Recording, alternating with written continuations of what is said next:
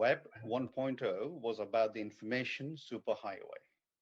Web 2.0 was about business and interpersonal massive online connectivity.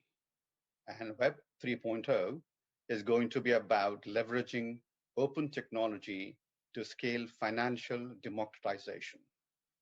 Our closing keynote, a global influencer, is one of the biggest proponents of Web 3.0. Asha Jadeja is a Silicon Valley based venture capitalist who has invested in over 200 technology startups in the Bay Area.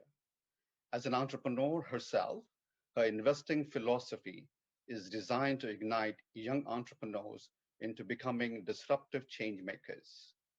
In the last 2 years, Asha has been an active investor in Web 3.0 blockchain based startups and funds in the US and abroad. She has become the voice of all things blockchain and crypto and the decentralized web or the Web 3.0 in the developing world. She sees the rise of blockchain based markets as the only way for developing countries to leapfrog and join the massive opportunity opened up by the decentralized web. According to Asha, making a dent in poverty requires money. Without a strong focus on economic growth, developing countries like India will continue to be stuck in a cycle of poverty. Need of the hour is to make sure India and the developing world is not held back from the massive Web 3.0 opportunities. All of Asha's ventures and philanthropic initiatives in India have been designed to help the nation break free of this cycle of poverty. According to Asha, exponential growth is possible through technology enabled entrepreneurship that leverages Web 3.0, lean government, world class education, and women's leadership. And as a firm believer in the power of grassroots socio-economic movements, Asha created MakerFest in 2013. It's a powerful network of makers and innovators that proactively problem solve for their own communities. MakerFest is now prolific in a dozen countries, including Africa, India, and more recently in Brazil. She has also created India's first network of dozens of fab labs designed to spark a just in time manufacturing environment in India. And joining Asha to moderate is a veteran of the enterprise software industry, a longtime charter member of TiE, and a serial entrepreneur. Vasudev Bhandarkar is the founder and CEO of ScoreData Corporation.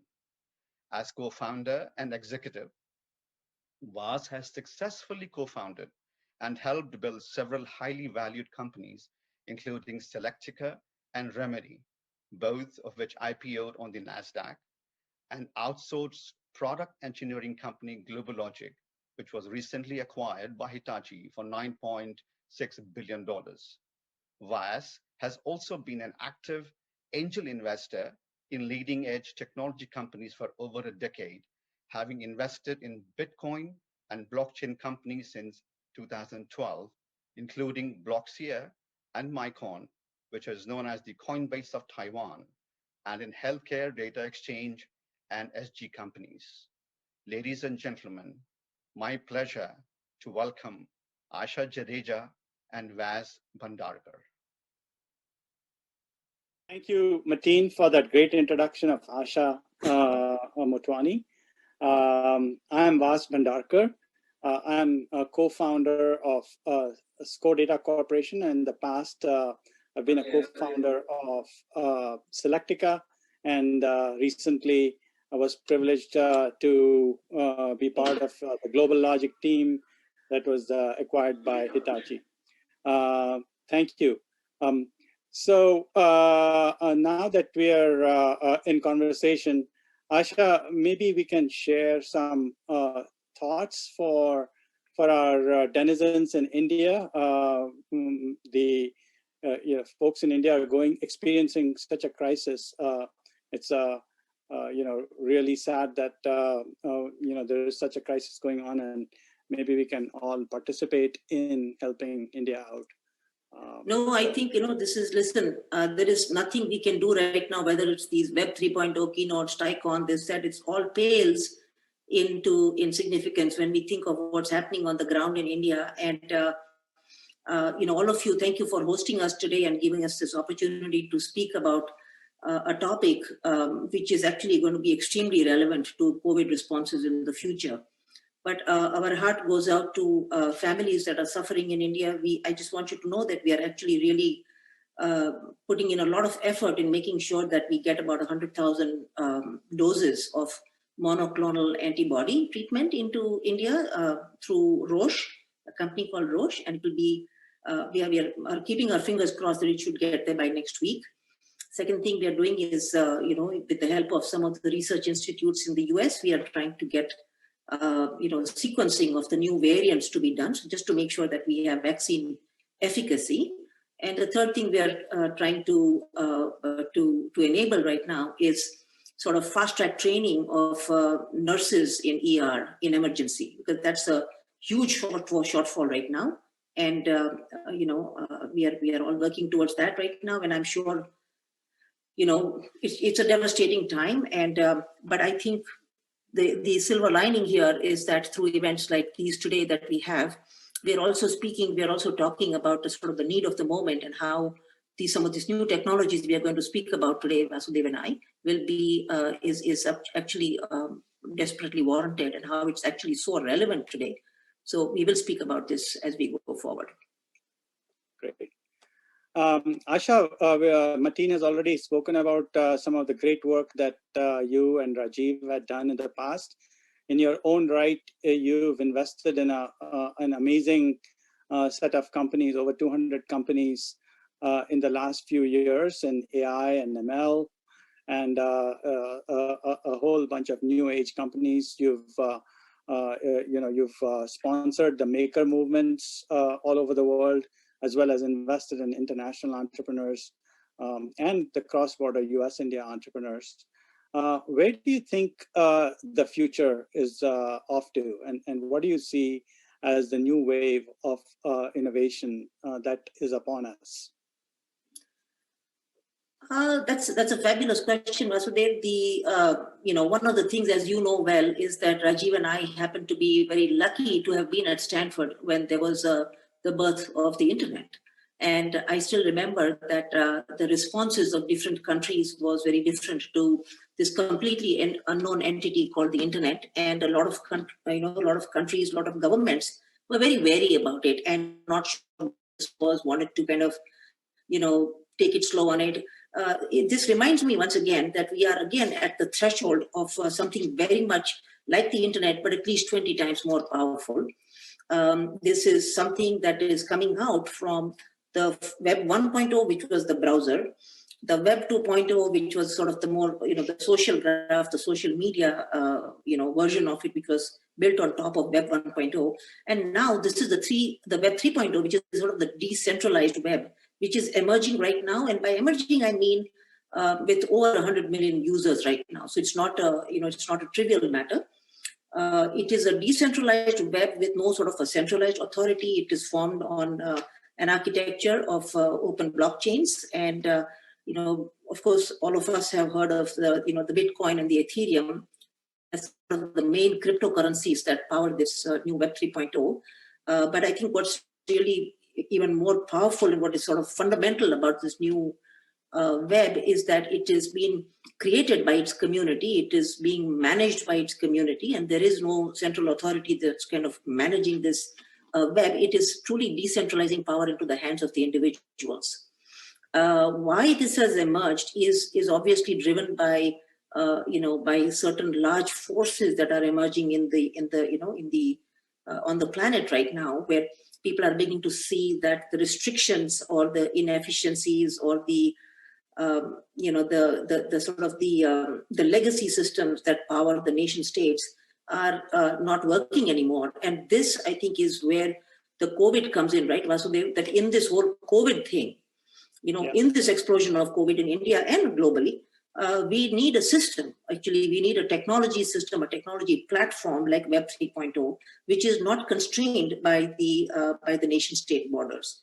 It has to be something. It is something which is owned and run by the community, and it has very sort of common ways of transacting, right? Using similar, currencies and things. So you're not having a yen competing with with a dollar or something like that. You have actually one currency that binds everybody, and it is fully transparent and it is fully accounted, right? So you don't have a single transaction that is hidden. It's all out there. So the transparency is huge, and I mean, I cannot imagine how relevant it is today, especially in this last 1 week, while India has been Indian healthcare system especially has been collapsing under the weight of of this of COVID cases.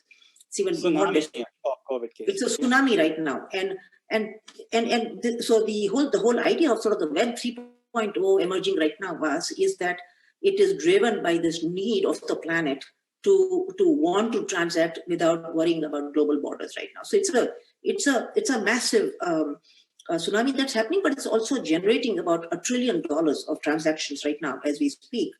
And it is taking a lot of old, kind of activities of the past, including trading systems and wallets and social media, markets, e-commerce, a lot of these things onto this new Web 3.0. So it's happening. It's happening. And about 100 million people are on it. And I must say that it's actually largely initially driven by programmers. So it is, it's a whole question of sort of programmers, displacing the idea of gold as the main, anchor of our planet. Yeah. No, it's amazing. Thank you for explaining to us, what's going on in the new wave, the crypto platforms and the decentralized decision-making and the autonomous way in which, and trusted way and secure way in which consumers can participate in this new ecosystem. Where do you see, and what do you see are the biggest applications of this new platform and this new web, the 3.0 web? I think it's, since this conversation is happening right now, Vasudev, I think the biggest thing right now is obviously it's on global pandemics, right? It's on global health. The top 2-3 applications that are going to happen now are going to be global health, global climate, and global currency. So that those of us who are in the early wave of the 100 million who are on this crypto web right now, we are really not necessarily bound by any geography. We can move from one country to another seamlessly without too much of a sort of material possessions or being stuck on ownership matters, and really being able to interact and transact globally without having to worry about sort of what we call the fiat currency in crypto terms. So I think those 3 are probably going to be the mains. Once again, it's going to be the global health, global climate, and transacting through a common currency.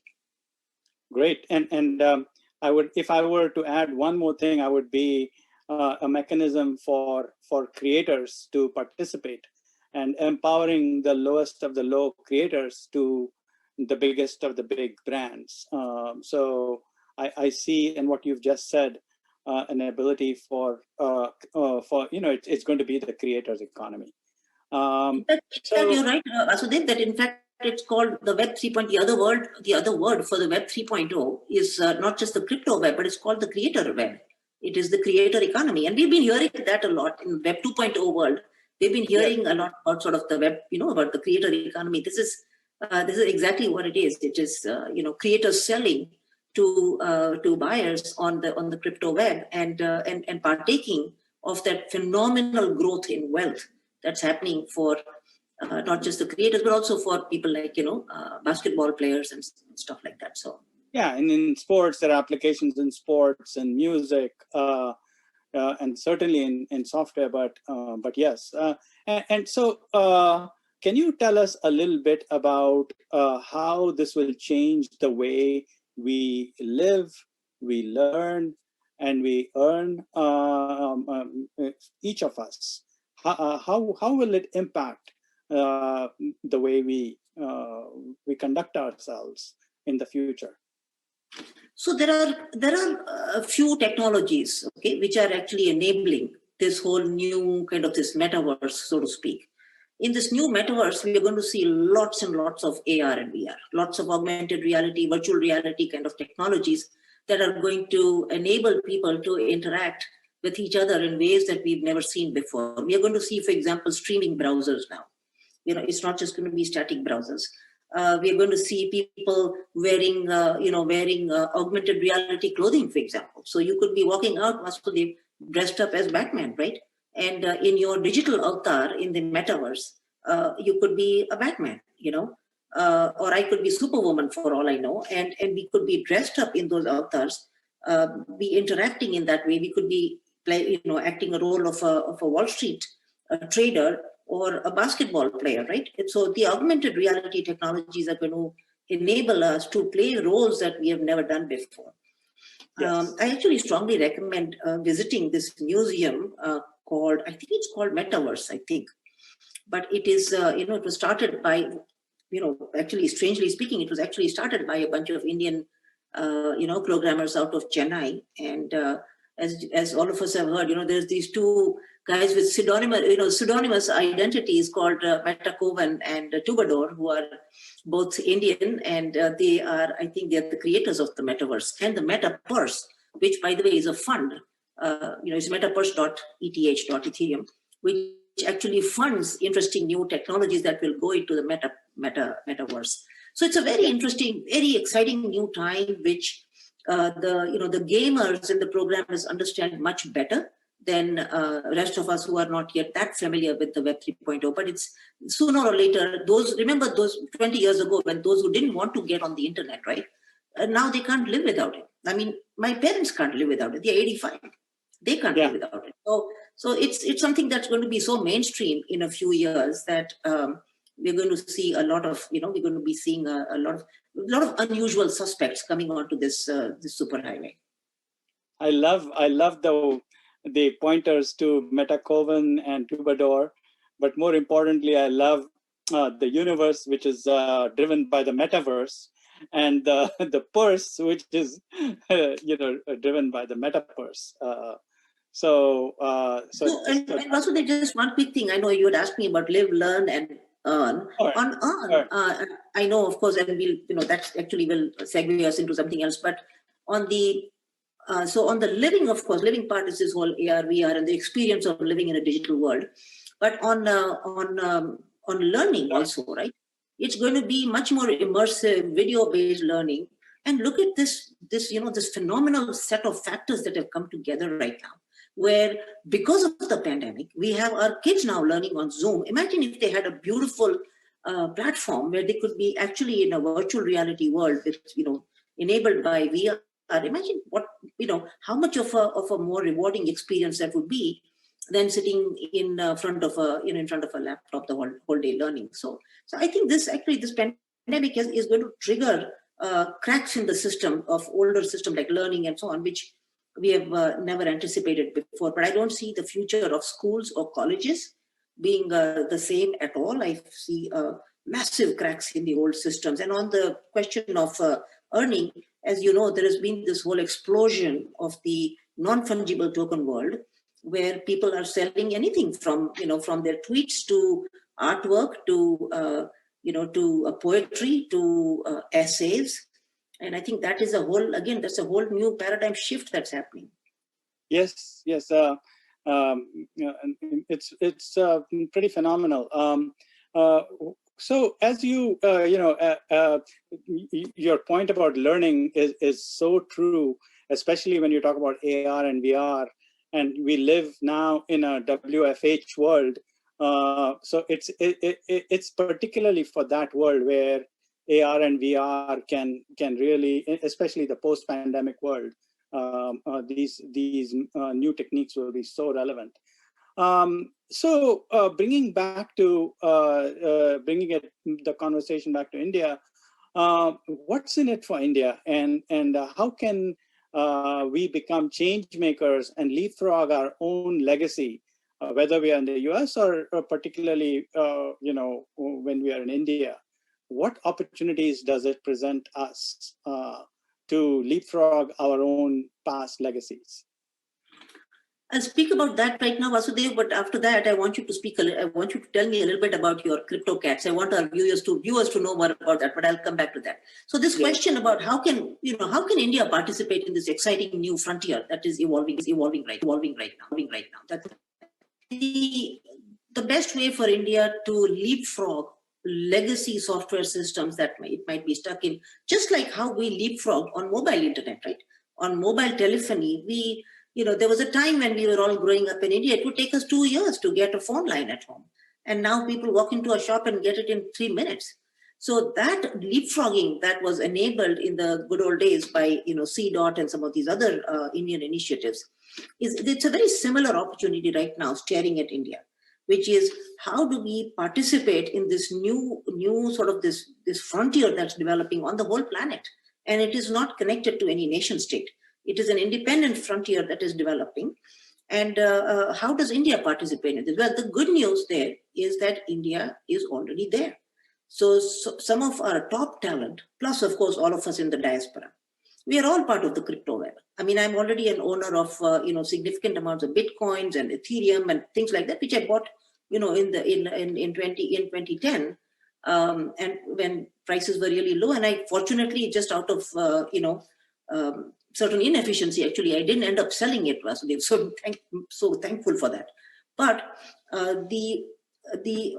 apart from us diaspora, who are of course thick into the whole crypto web, I think the Indian programmers are also heavily into it. That's the beauty of it, right? And I think just like in the software world, how the bureaucracy woke up one fine day and discovered that the Indian software industry had already taken off. They could do nothing about it. I think very similarly, I don't think there's going to be any regulatory drag or friction on Indian entrepreneurship when it comes to the crypto web, because people are already on it. There is no question of a government being able to regulate or ban or things like that. So the good news is that the Indian programmers are already on it. The other good news is that they are owners of massive wealth now. So as you saw, our the programmer from or the gamer or the pseudonymous hero now, Metacoin, he bought Beeple's artwork for $69 million.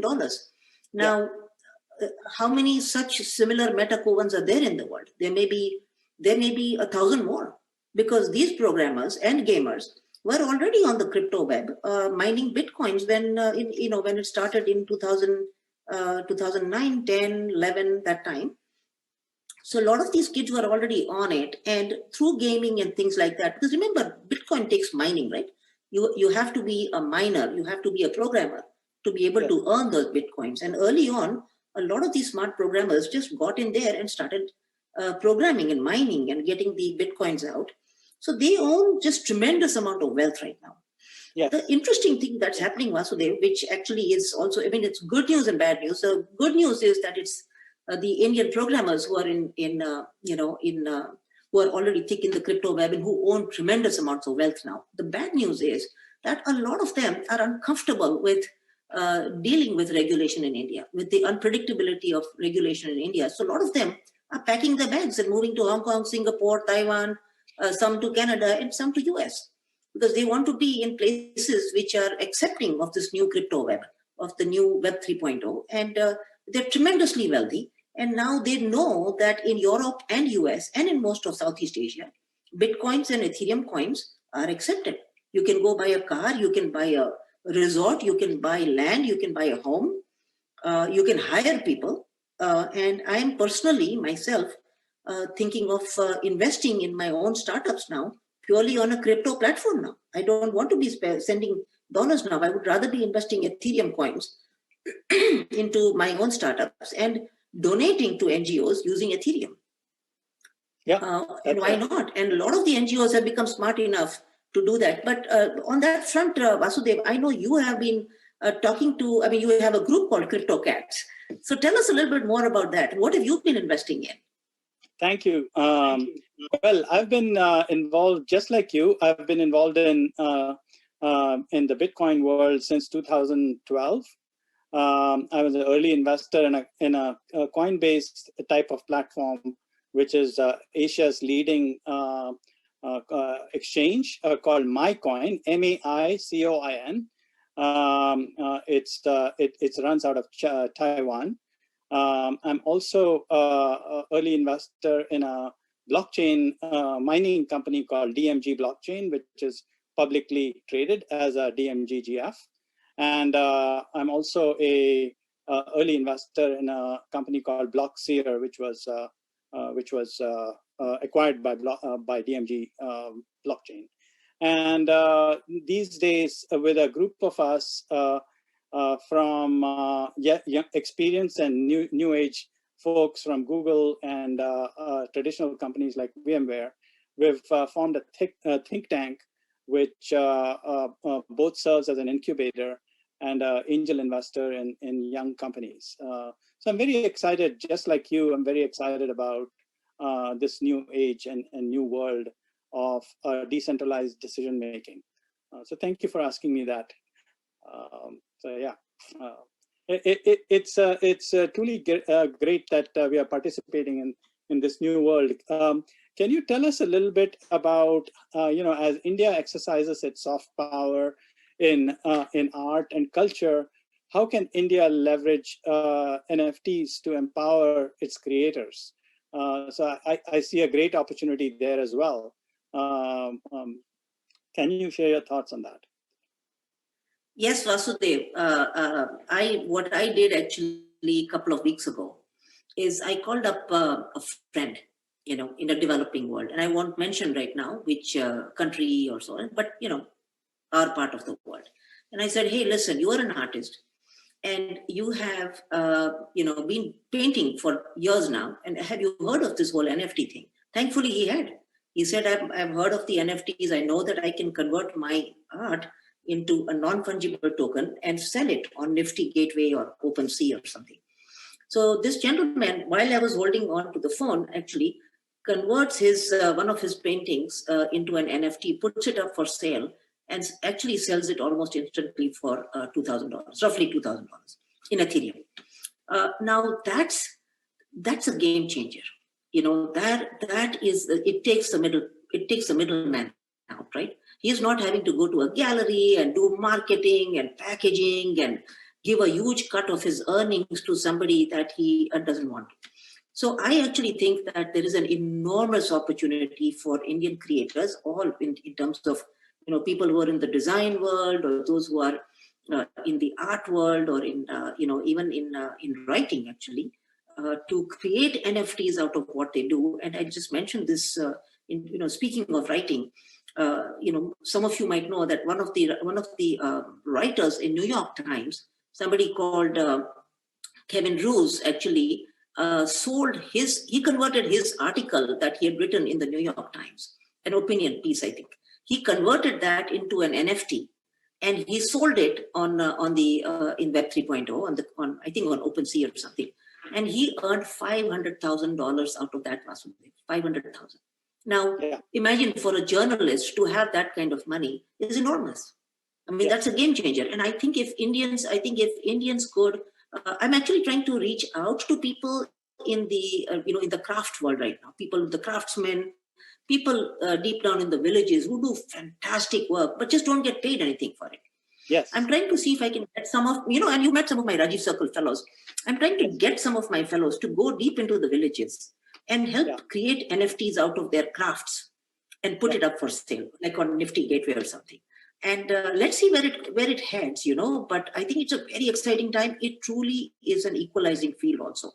Remember that the Web 3.0, the crypto web, is not just going to be benefiting, those who have a PhD or a Harvard degree or something like that. It's going to be benefiting anybody who has a creative potential in them, and most of us do. Most of us are creators actually, in whatever way we can. So I think it's actually going to be a hugely equalizing field, and I think this is an enormously important opportunity and a paradigm shift of the planet. This is actually a civilizational shift.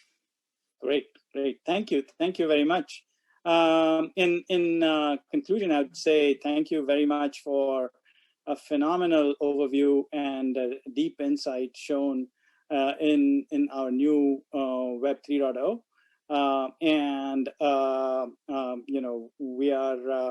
We are grateful to be part of this new world and part of this new borderless nation state, which with the underlying crypto platform. So thank you. Vasudev, speaking of the whole the borderless world, right? When we presented our work on quantum computing at the World Economic Forum in January 2020, our theme actually was the post-nation state world. And it was very clear to see that from everything from whether it was global health or currency, we were heading into a post-nation state world. What is that going to look like? And today's crisis in India with second COVID spike, it is crystal clear in my mind that we are heading towards a post-nation state world. Nation state is going to be an irrelevant entity, and so is the fiat currency. In fact, a lot of people are predicting that in 10 years, dollar will not be the anchoring currency, will be floating much more in Bitcoins and Ethereum. So that said, thank you, Vasudev, for this fantastic conversation, and TiEcon for hosting us. And it's really wonderful to be sharing our thoughts with all of you. Thank you. Thanks, Asha. Thank you.